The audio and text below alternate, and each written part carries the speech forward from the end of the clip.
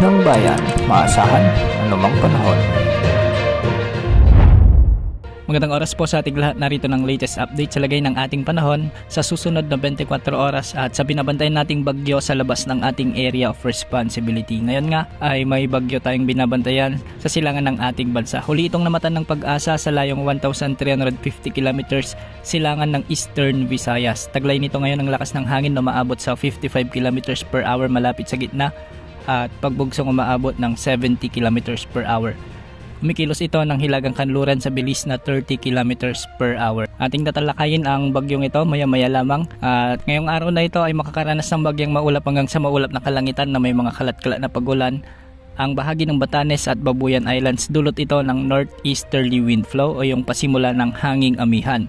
Samantala sa Bicol Region, Eastern Visayas, sa may Aurora, Quezon Province at nalalabing bahagi ng Cagayan Valley ay makakaranas naman ng bahagyang maulap hanggang sa maulap na kalangitan na may mga isolated rain showers and thunderstorm. Dulot naman ito ng mainit na hangin mula sa karagatang Pasipiko o yung easterlies. Samantalang sa Metro Manila at nalalabing bahagi ng ating bansa ay magiging bahagyang maulap hanggang sa maulap naman ang mga kalangitan na may mga kalat-kalat na pagulan at pagkidlat pagkulog. Dulot ito ng mga localized thunderstorms kaya hindi rin inaalis ang posibilidad ng mga biglang pagbaha o pagguho ng lupa. Samantala balik tayo sa bagyo, ang low pressure area na nasa labas ng ating area of responsibility ay mabilis na lumakas bilang tropical depression. Sa mga susunod na oras ay kikilos ito papasok sa ating area of responsibility at tatawagin ito ng Pag-asa bilang bagyong Marce. Base sa forecast track ng Pag-asa, patuloy itong kikilos ng northwest hanggang sa mga susunod na araw habang unti-unti itong lumalakas. Bukas inaasahang lalakas ito bilang tropical storm at pagsapit naman ng Martes ay inaasang lalakas ito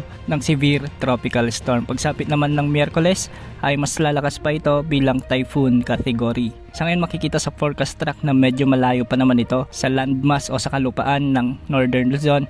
Ngunit marami pa ang posibleng magbago dahil medyo malayo pa naman at matagal pa ang bagyong ito.